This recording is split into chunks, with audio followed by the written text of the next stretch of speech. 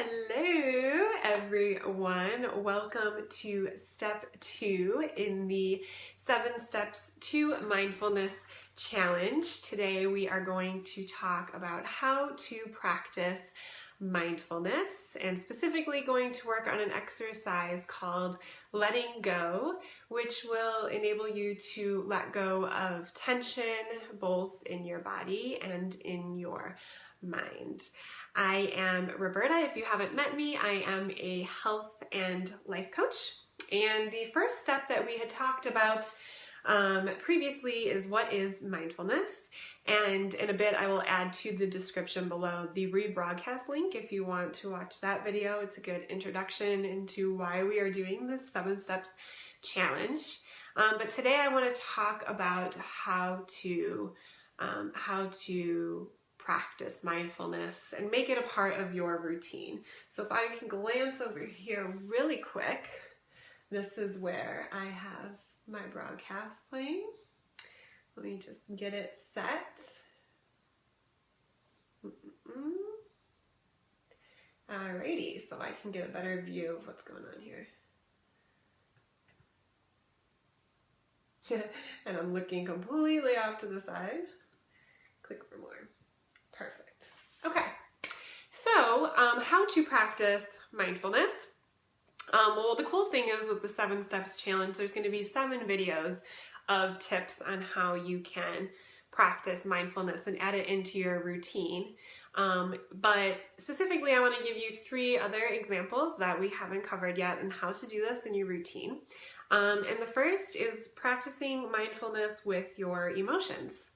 So it's so easy to let our emotions get the best of us sometimes, and when we have an emotion that we're experiencing that we would rather not be experiencing, such as sadness or anger, we can use mindfulness as sort of a redirect into creating the experience that we want to be having instead. So an example of this is if you are getting frustrated at somebody, whether it's someone you know or don't know, and you're angry, you can use the breath to pause and ask yourself, why am I getting so angry about this? What is it that I need to do to communicate more clearly, or how can I address this a little bit differently than what I used to do in the past? It's super hard to do in the moment, and it definitely takes practice. But if you find that you're struggling with that and you're looking back at a situation where you reacted in a way that you kind of didn't want to be reacting, maybe you could have done it better, looking back at that, then asking yourself, what in that situation wants to be matured? What can I do differently when this comes up again, or if something like this comes up again? What can I do differently to kind of have the experience that I want to be having, and look back and think, okay, I handled that well. And we can't control the other person, so just our reactions and how we react to situations where we get angry. So it's really interesting. Last night I was at a yin yoga session, a meditative yoga, and my instructor was talking about anger and the other person, and how when we get so angry and frustrated, we turn the person that we're angry with into kind of like a 2D just other. Like, it could be someone you're so close to, and yet all of that kind of just disappears out of your mind, and you're not thinking about how are they feeling? Why are they reacting the way that they are? And, how can I take their thoughts, feelings, and emotions into consideration? It just becomes, you're seeing your point, you're frustrated and angry, and you become agitated, judgmental, detached from said person. So it's really interesting to notice that when you are coming from a frustrated, detached, judgmental place, you can't also be at a loving and compassionate place. Those can't coexist at the same time in your body. So to know that when you're not being mindful, you're kind of losing that human attachment to whomever you're reacting to or having a conflict with.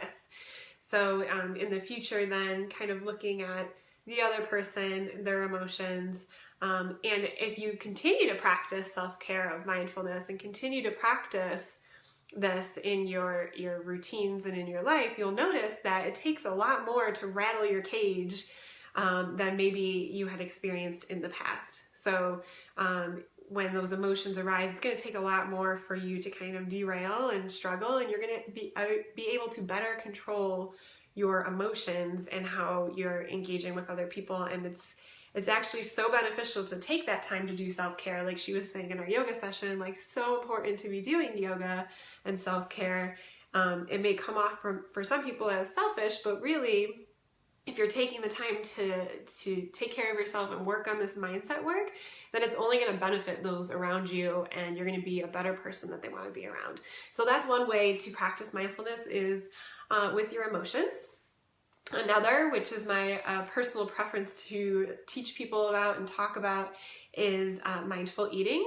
That's the health coach in me, but engaging your senses. Like we keep talking about the senses, but it really gives you a full and complete eating experience. So being able to sit down and appreciate how your meal looks. Presentation totally matters. That's why so many people are Instagramming their beautiful plates of food. Taking time to smell your food, really taste it and slow down, enjoy it. Maybe putting your fork down between bites. Chewing, taking in all those flavors and the full eating experience. And it's so important to engage with your meals this way and to avoid distractions like playing on your phone or engaging in gossip or social media, watching TV, multitasking, because you're not fully accepting and taking in that eating experience. And so when you do, first of all, you're going to tend to eat a lot less. But also your mind is going to be like, okay, we're eating, and okay, the eating is complete, and your body is going to recognize that you had a full eating experience, and 2 seconds later, you're not going to find yourself hungry and starving. So it's really important to take time to slow down. Recommended at least 20 minutes, especially for lunch and dinner, where chewing even aids in your digestion, slowing down aids in your digestion. And just being really mindful of the flavors in the food. And you're going to realize that you don't need the junk food to really appreciate and love your food. You're going to love the healthy stuff too, because you're just taking it all in, and it can be so delicious. So just taking time to have that eating experience. And the last mindful tip I guess I will give you before we practice an exercise is like going for a mindful walk. So the next time you're taking someone out in the stroller, or you're taking the dog for the walk, or you're just going for a stroll, to incorporate the senses again and be mindful. And what are you seeing? The feeling of the breeze on your skin, and the scent of the grass, or today's garbage day outside, so the scent of the garbage. Like what is everything that's surrounding you? And it helps you just tap into the present. It has an extremely calming effect, and you really appreciate the beauty and all the beauty and little things in the world, and you just have that kind of gratitude, appreciation for every little thing. And if it helps to de-stress, hey, that has so many benefits on your health. That could be a whole series in itself, but stress is a huge thing I focus on in my practice because it has so many negative health effects. So if it works to reduce your stress, then that is huge. So I think that's everything. Next week we'll talk more on why this is so important. I already kind of just gave you a hint with stress, but why practicing mindfulness is so important. But those are 3 tips on how. And then I want to do an exercise. And this is again from the Little Book of Mindfulness by Dr. Collard. And this week's exercise is called Roll Down for Serenity. So I'm going to kind of just read through this really briefly, and then we'll practice it. I'll show you a little example. It's super simple, so I don't really need to, but I'll show it to you. And also just know that if you have any kind of disc-related illness, back injuries, I would not recommend trying this exercise. So rolling down for serenity. In a process of letting go, the roll down stretches the muscles and helps release tension. It increases the mobility of the spine, stretches the back muscles, works the abdominals, and stretches the hamstrings. And then it says, feel peace at last. So we're going to work on the roll down. If you're familiar with yoga, you'll want to stand in mountain pose, which is basically just stand with your feet hip width apart and really feel grounded and solid so that you're not going to tip over.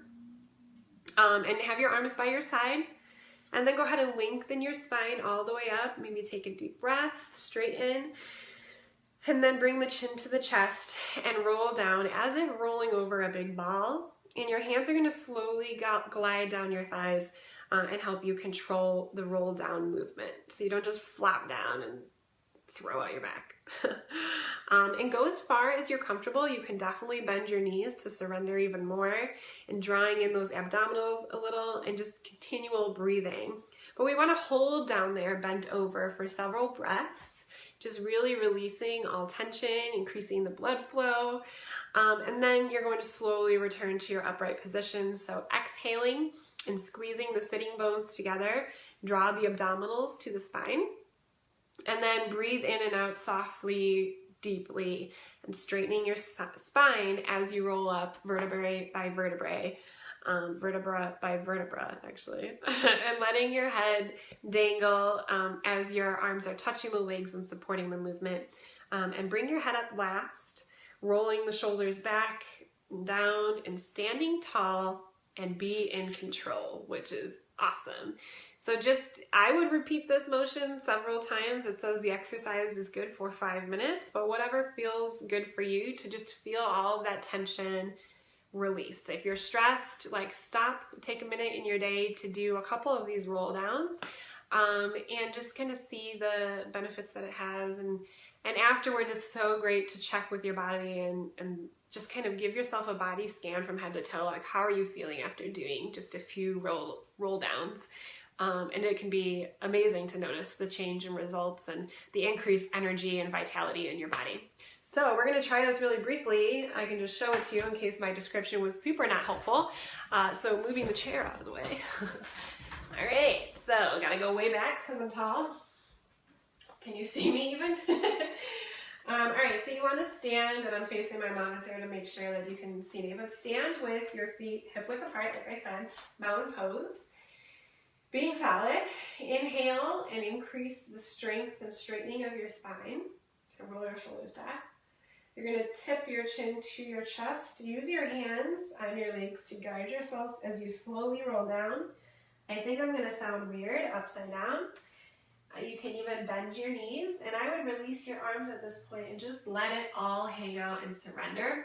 And you can nod your head and shake your head, kind of release that tension. And stay down here for several breaths, just completely surrendering any tension.